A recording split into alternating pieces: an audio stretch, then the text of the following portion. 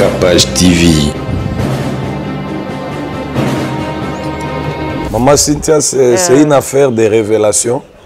C'est beaucoup de pasteurs aussi, ministres de Dieu, ils ont médias, même n'importe même awa, bamususu nzamba frappé, bamususu kanda nzambe, artistes éminents n'amboka na biso pe bayembi, corona nzamba beti tout ça. Mais moi j'ai pas dit ça. Moi, en tant qu'un homme de Dieu et qui lit les Écritures, c'est pas une affaire de Dieu. Coronavirus, c'est pas une affaire de Dieu. Ah bon? Ouais. Oh. C'est purement scientifique. Et le pasteur Moïse Mbie, du père au fils, ils ont m'abêté. Le problème est le fonctionnement. Dans la 1 Corinthiens 3,16, vous ne savez pas que votre corps est le temple. Le temple du Saint-Esprit. Le Saint-Esprit habite en nous. Maintenant, celui qui détruit le temple, Dieu le détruit. C'est-à-dire, si des bébés si nous autres, et je me mamolu momosan. Nous avons quitté na. Allons oui. Il y a un monde bateau batigali, bateau mama kelele, bateau babiswana swana, les querelles, jalousie, inimitié. Ce sont les œuvres de la chair.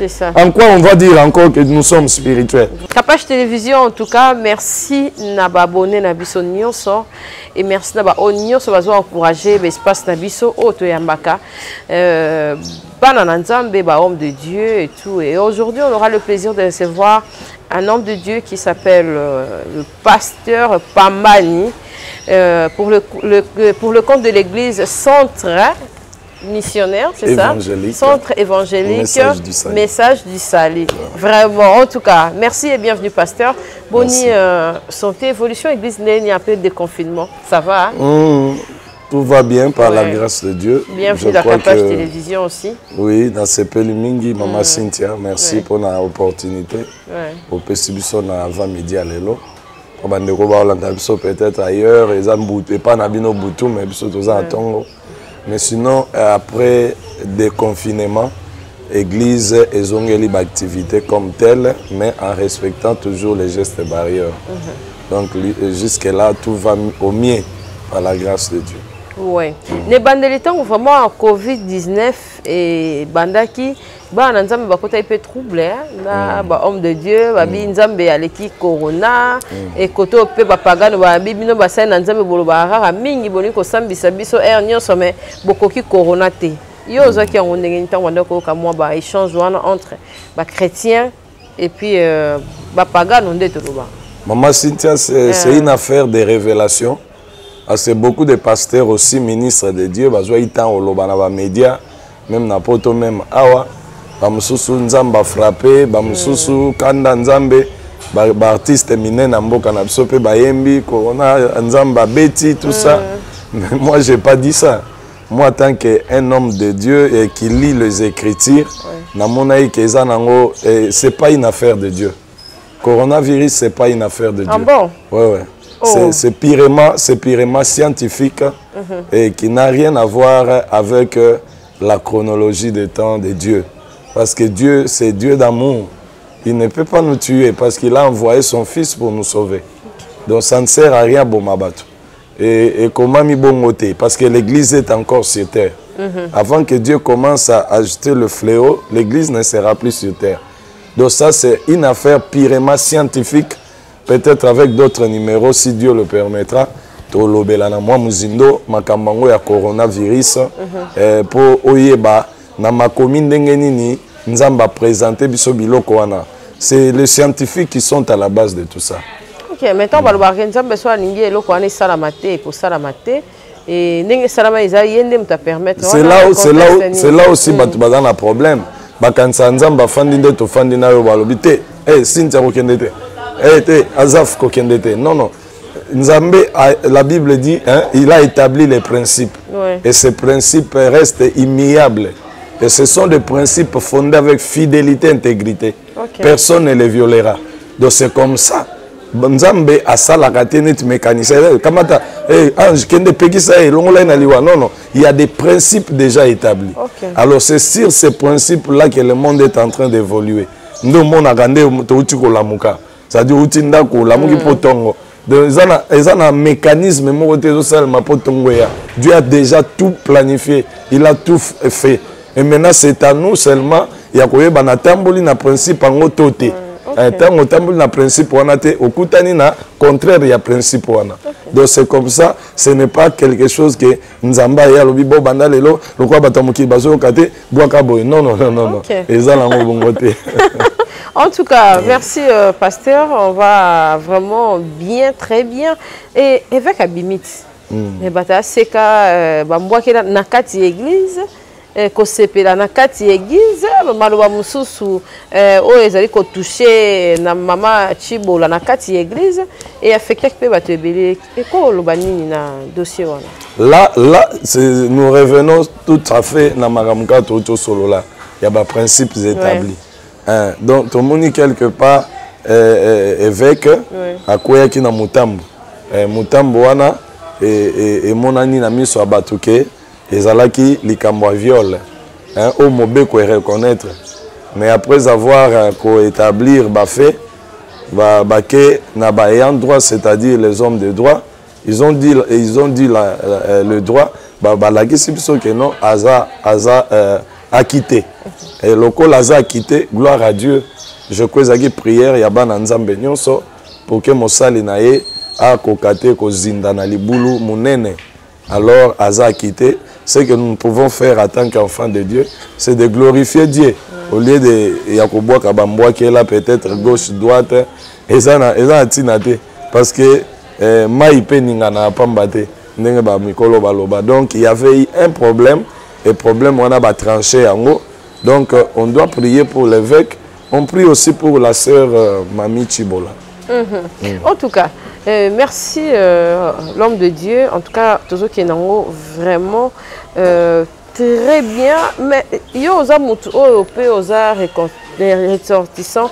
Il y a ACK, au Vandipena, Batu Ebele, il y a Bethel. Vous allez moko ya bateau pe bafandi mingi na Bethel tango bateau ya Bethel balobaka ke kuna ezalaka passage au pouvoir et le na papa et na mwana mais entre temps lui-même le pasteur Moïse Mbiye alobaka ngo que asali pe ba effort aza pe muto alala na ba intercession alala pe ba libanda asala pe onyoso muto asala pe ba consacrer azala pasteur mais entre temps bat bala tsaka pe kaka que eza eloko moko azia on a facilité moko bo qu'est-ce que tu peux dire par rapport à ça? Le banzambe qui par à côté wana to moi na paye à koki ozwa héritage ya place au papa zaki ko sala na kati église. Merci maman Cynthia pour la question kitoko. Donc tozo rappeler peut-être bande ko ba Holanda biso toza ba onza basala qui grâce to évoluer na grande communauté la cité Bethel. Voilà. Alors na likambo mama tuni to into lobaka ke problème moko batu bafandisa malamu te eza makomi. Makomi nzambe lobi boye na Matthieu déjà sozotanga je crois chapitre 7 nzambe azolakisa déjà Yesu Masi alobi ebele baoya mokolo na oloba na yebaki bino te. Koyeba o alobi ke na yebaki bino te eza koyeba physique te. Eza koyeba ya fonctionnement. Na hiérarchie, to na ordre nae établi.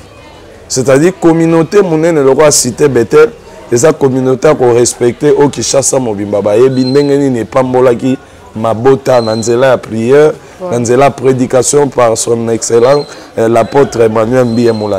Mais l'arrivée de notre bien-aimé le pasteur Moïse Mbiye que je salue en passant, et ça nango likambo ya hasard te. C'est quelqu'un qui avait vraiment l'appel de Dieu. C'est quelqu'un qui a été préparé. Mais sauf ma procédure, d'une manière administrative, peut-être, et ça là qui moi en kokoso, mais on peut toujours remédier ça. On peut toujours remédier ça parce que tous en a capacité TV, ils en a mokambi nango, administration ezali. C'est-à-dire au kokota, au koti mabe. C'est-à-dire Mago Koti Mabe, monsieur Koti. Donc il faut régulariser pour que l'action que non côté la mais malgré ça au Koti quand même. Donc pasteur Moïse Mbiye aza déjà pasteur. Malgré la procédure monsieur Zalagi moi mon boulot mais sinon aza déjà pasteur. Ce que nous pouvons faire c'est de lui accorder en fait la chance de prier pour lui pour fonctionner bien. Parce que pas un problème mais ça fonctionnement. comment est-ce que tu es en train de fonctionner avec lui? Mais papa na mwana, oui, parce que la Bible nous donne vraiment la réponse que la relation que Dieu est en train de cultiver actuellement avec le monde, c'est une relation du père au fils. Il a fallu, Jésus a recevoir un mandat du père pour y aller mabele à sala au père à l'Inaki. Et dernièrement, topé makam tozo vivre peut-être tolobélango à la longue. Na ba église problème à monene lelo eza serviteur na pasteur so za serviteur au créer ka pasteur problème mais so za fils au créer pasteur non problème te parce que au monde tous travail awa il faut za na ba fils donc ba tout bossa na bango ba linga yote kaka loko la patronne peut-être le manager, ceci, cela, mais comme ma fils, donc bakota na vision. Nous avons établir une relation na relation familiale. Voilà pourquoi depuis jeunesse, nous créons l'homme à notre image créons. C'est-à-dire c'est une famille, ok? À l'objet et qu'il est le père des orphelins, donc il représente la famille et tous ceux qui sont en train, au fait, de surgir en dehors de la famille sont des problématiques de l'église. Ce qui est la prolifération, il y a l'église belé, ils allaient noyau, il y a la rébellion. Bano baboy ko reconnaître père. Abimi na procédure normale que papa a établi parce que tangi Paul oyazali apôtre à la nation. Azolo bana Timothée, Timothée mon fils légitime. OK, ma bota été na musuni. Ma joie qui est pour akotisaye na kati ya musala nzambe.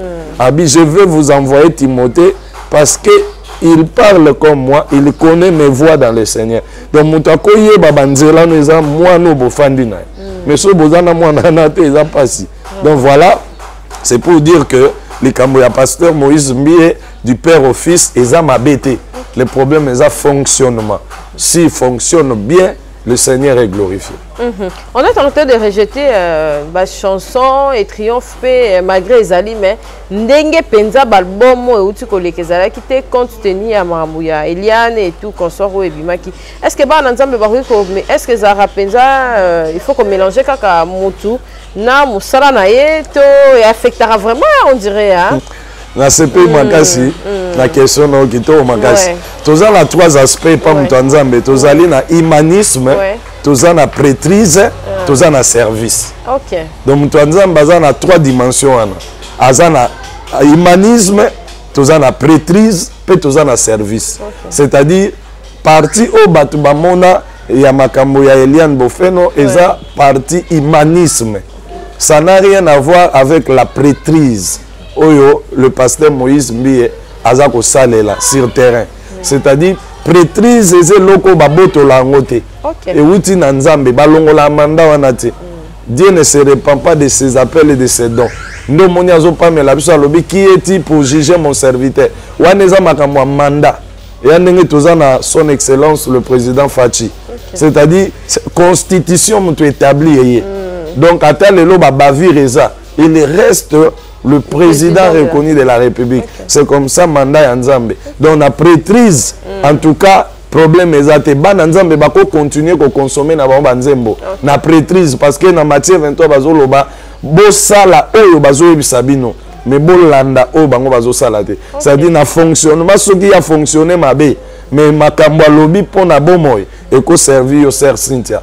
Prière au monde nzembo ne moboye otambola na voiture au tiango ezo édifier sali au bien au beau sanitaire mususu ke kunezaki na problème à tribunal bazala ki boye c'est parce que parti on est parti moko prêtrise maintenant na service yango tozo rendre suko bino nde na bengami bonazo loba liboso ya Kapachi TV eza service nazo sala musala ya musala ya Nzambe alors musala na ye yango wana oya bengami liko yembela Nzambe.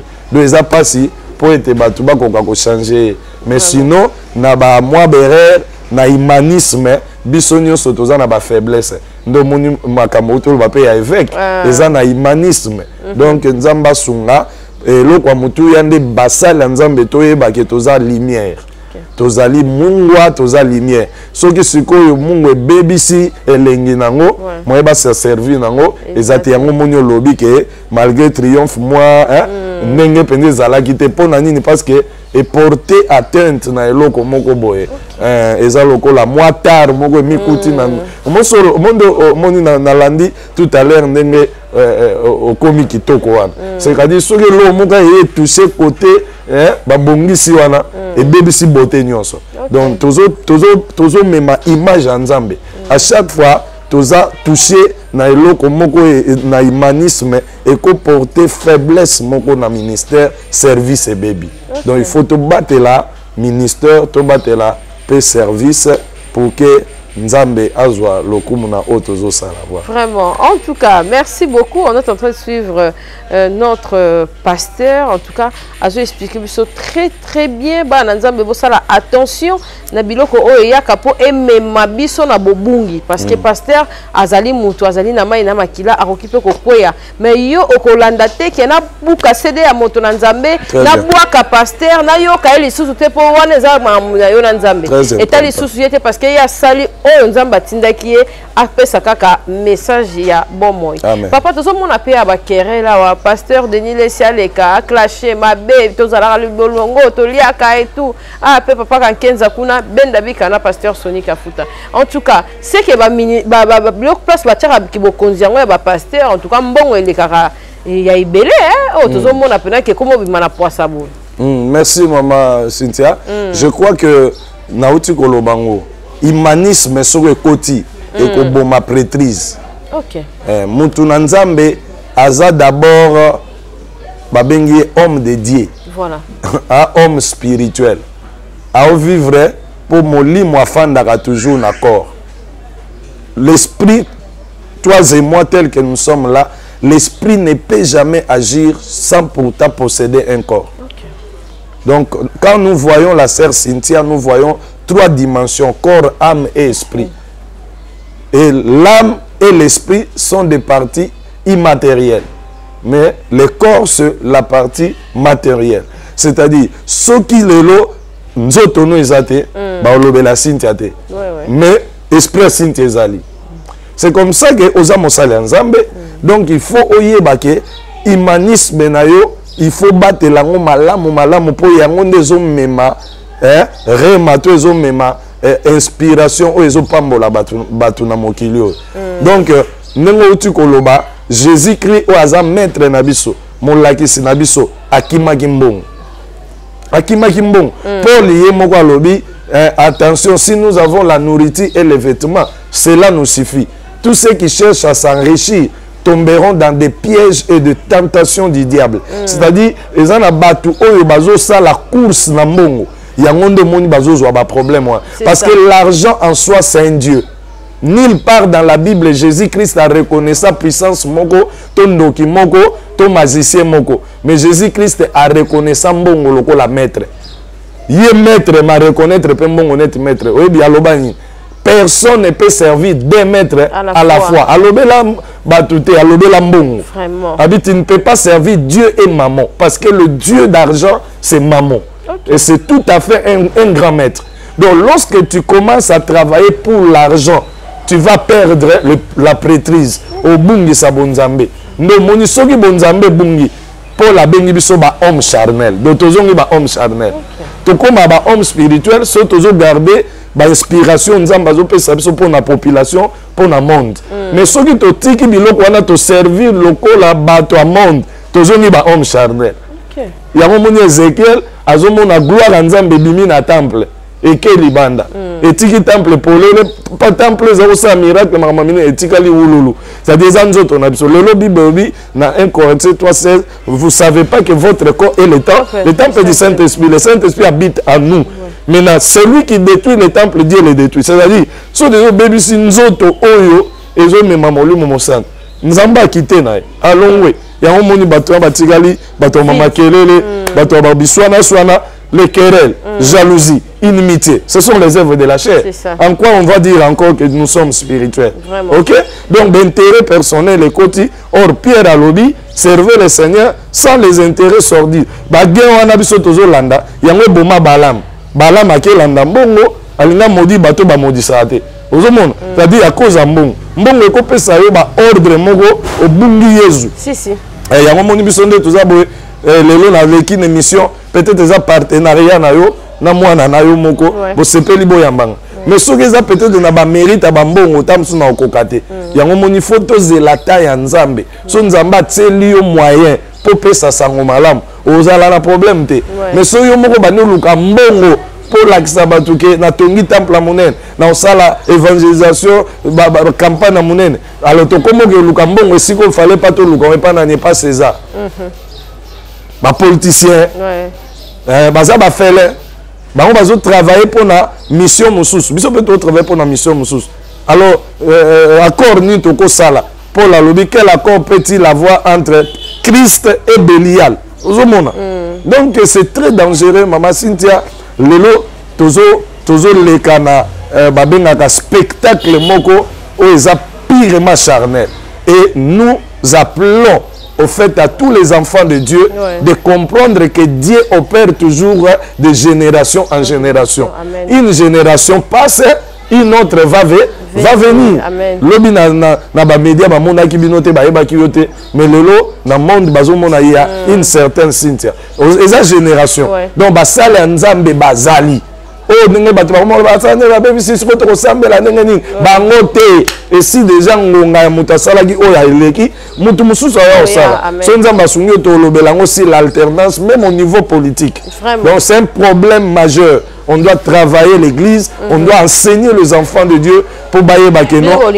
Nous ne pouvons pas attribuer la gloire à quelqu'un. Mais parce que le lot, maman Cynthia, bateau bazo loba mankambonga na loba boy. Balinga bangote. Excusez-moi, c'est entre parenthèses. Yo na ko pesa exemple, on a pour te fandi déjà. Mais ils ont la bateau mususu ako yambote soko pesi larate. Alors, est-ce que Moutouana a travaillé pour les valeurs ou il travaille pour un gars? Malgré qu'il a gagné bon, il a détruit des âmes, des milliers des âmes. Il y a un journaliste qui a la chaîne, mais vous savez que vous, les journalistes, les chroniqueurs, vous êtes à la base de la destruction de beaucoup de peuples. Parce qu'on vous appelle porteur de Sango. Si vous savez Sango, ils ont détruit une nation. Ils ont détruit la population. Nani a occasion nango. Eza maman Cynthia pour oyambi moto ya ayeko late. Oyambi moto aza na éthique te. Oyambi moto aza na prêtrise te. Alobi biloko moko bato ba yebi Nzambe te ba kesale la ba kufi. Otala catch américain non. Baloba nini. Ne faites pas ça chez vous. Pourquoi bazo prévenir? Parce que ba yebi que ça réalité te. Mais so bana ba sale on ndako ko boma muninga. Alors c'est comme ça l'évangile. Bon tant que tu véhiculer une nouvelle à solo aya vanda kuna soto lugala. So a besoin de base, il y a la so baba loenge même ma chaîne il y a YouTube. So zo baba makambo eza ke zo tonga ba moins de vie. Mais so tika ba ventir ba ba maté belle. C'est pour dire que le monde entier est dirigé sous l'emprise du diable. Mais malgré cela, les hommes de Dieu sont là, finiront par éclairer le peuple de Dieu. Vraiment, message est bien beau, papa. Tozoron wapi église eza wapi.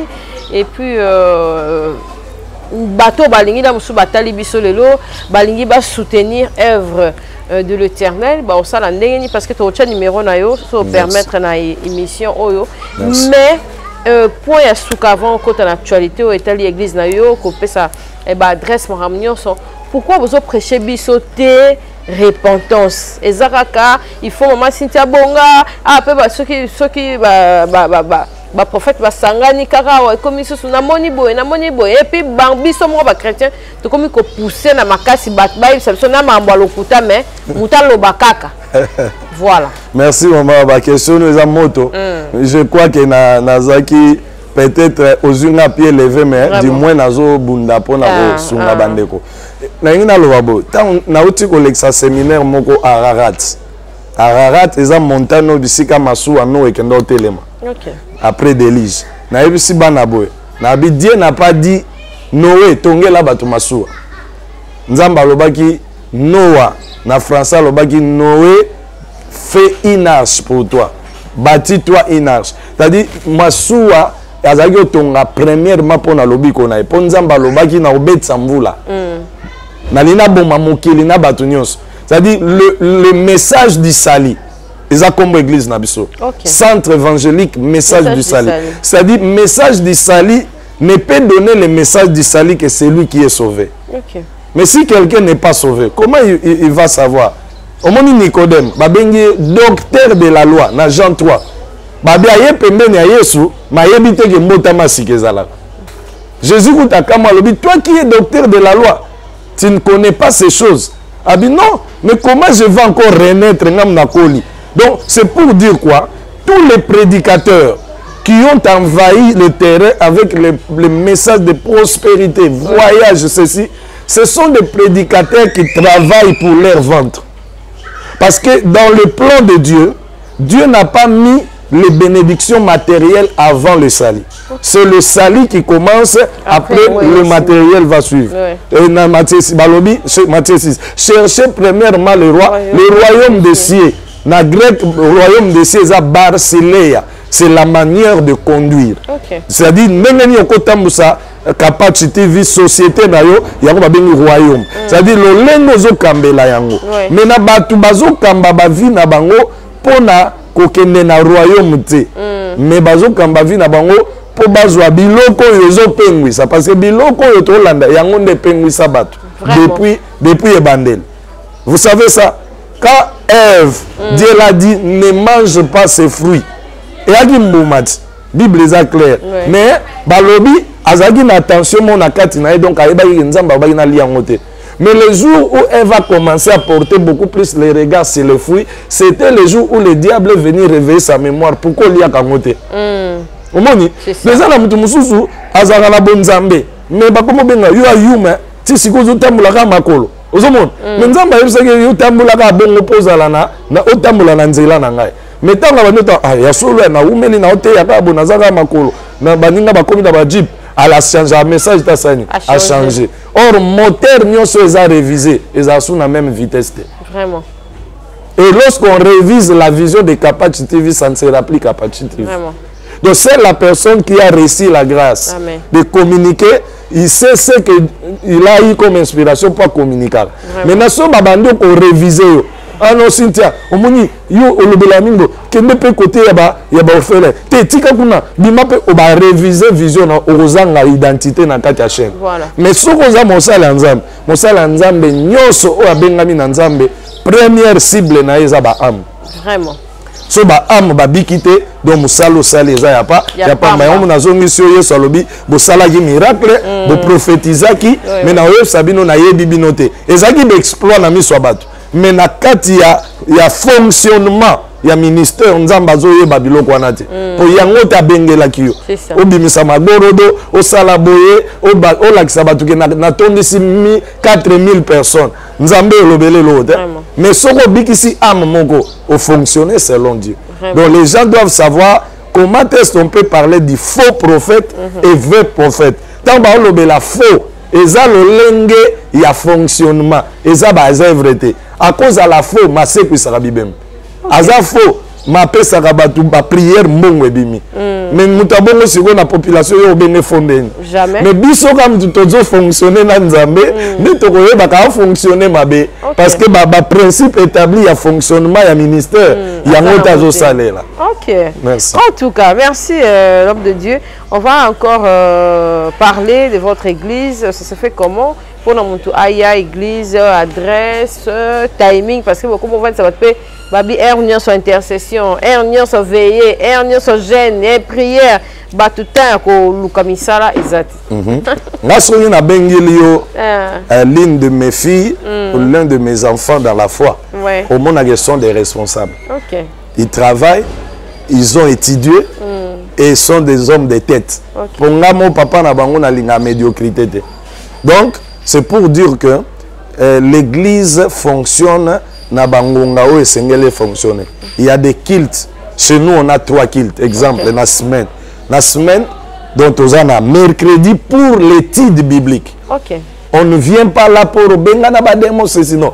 On vient pour étudier d'abord la parole de Dieu. Les vendredis nous venons pour étudier les combats de la foi, pas les combats spirituels.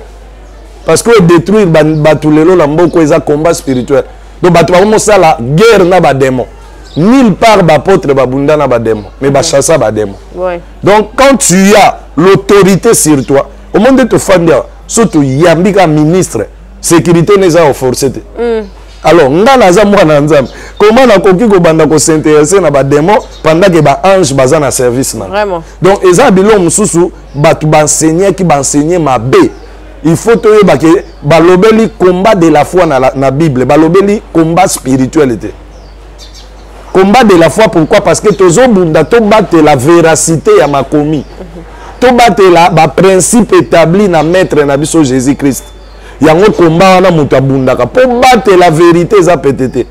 Pour battre la secret société za pétété. So combat wana nde leki ba combat nyo sumakasi. De moi bato un problème te. De moi kota katangu yo céder na caprice ya principe ba pesi yo au saleli yango te de moi je le décide sur yo. Yango moni Jésus a dit clair, vous chasserez les démons. On ne chasse pas une autorité. Nga na na chaîne na yo na obenga no ndeni. Mais yo za na dolo ba pasteur tika kiti lima kende. Pour la nini? One autorité ya sika wa. Donc nga na mosala nzambe na koki jamais ko sala guerre ya ba démons contre l'antéchrist, contre les gens qui cherchent à détourner le peuple de Dieu de la foi en Dieu. Yango bitumbe banda depuis Égypte ti lelo bana Israël babundango pharaon azomema baona ba philosophie na ye nzamba azobisa bango bondima liloba na ngai.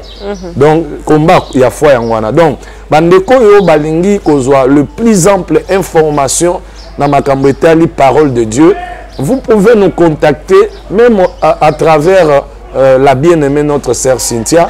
Messeni ko lande mission na so bo benge la biso pasteur Azaf na ozala wana disponible. Ce qui peut bolingi ko kota directement en contact avec moi, c'est plus 243 9073 73 6. La meilleure façon ya kosimba ngo ezaka oyeba keza numéro eleki ba numéro nyonso na pete 9073 2 fois 6 na suka.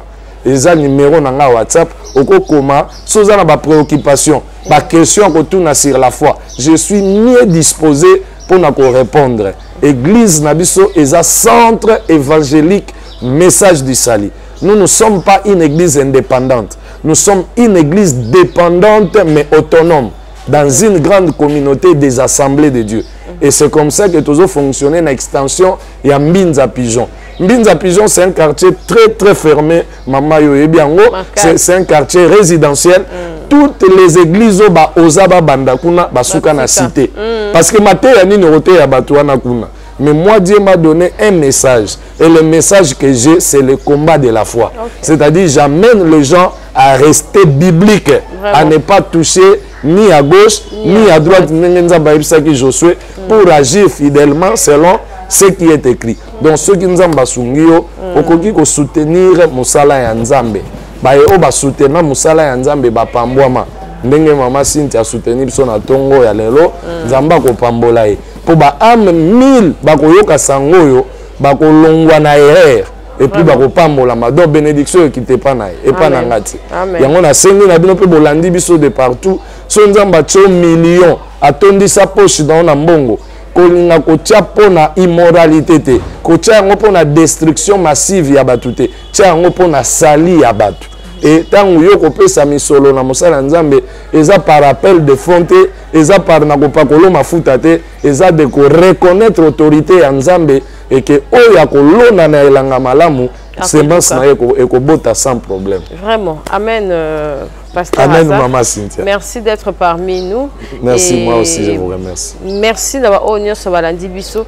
Ezalaki wana moto na nzambe apesi adresse à église numéro na ezali wana to affiché yango obengi ozuite okokipe obeanga na ozongi selo numéro na ye. En tout cas merci d'avoir honneur sur Balandi Bisso ezalate ke kocha ibimi awate ezalate na tanga passe komi ko luka numéro te tango nzoto makasi nde luka nzambe po nzambe okanisela. Amen. Ponga na rappela nzambe nazalaki na espace nanga na fesa ki basali na et ça là vraiment bien. En tout cas merci d'avoir Balandi Bisso lelo prochainement na numéro monsieur ya sika. Merci. Bye, bo s'abonner, bo aimer, bo commenter mes émissions na biso, bo partager mes émissions na biso, nzambe aza na biso, pe mabota na biso. Bye. Notre planète joyau bleu, notre terre à tous, voyez-vous cette couleur bleue? Eh bien, elle lui vient à grande partie à cause de l'abondance d'où qu'on y retrouve, avec tous ces grands océans, ces rivières, ces lacs et ces ruisseaux. Laissez-moi vous présenter la compagnie qui a compris l'importance de retrouver la source, l'origine de la bonhomme. J'aimerais vous faire connaître aujourd'hui l'eau Kangen de la compagnie Enojek. C'est une eau ionisée et très alcaline.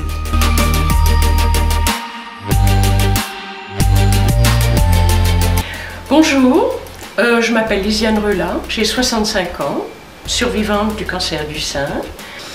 Pour l'eau, j'allais la chercher et je buvais l'eau régulièrement tous les jours à raison de 2,5 litres par jour. Et la 3e semaine, j'ai dit ça y est, j'achète une machine. Alors je vais voir ce qu'il y a de disponible sur le marché et je vais me procurer une machine. J'ai donc acheté la machine et depuis maintenant bientôt 4 ans, je prends l'eau que je prends la machine qui me fait mon eau alcalinisée. Le docteur Hiromi Shinya est connu dans le monde entier comme le véritable pionnier de la chirurgie colonoscopique. Il a réalisé plus de 370 000 procédures. Il a traité des rois, des reines, des présidents et des premiers ministres.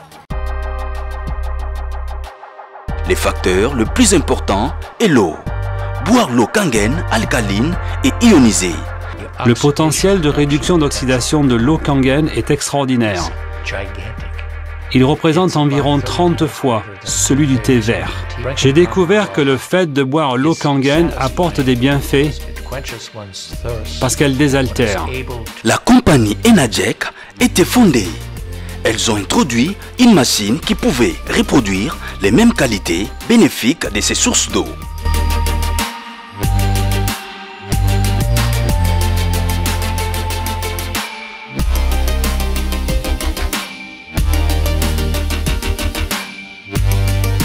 Capage TV.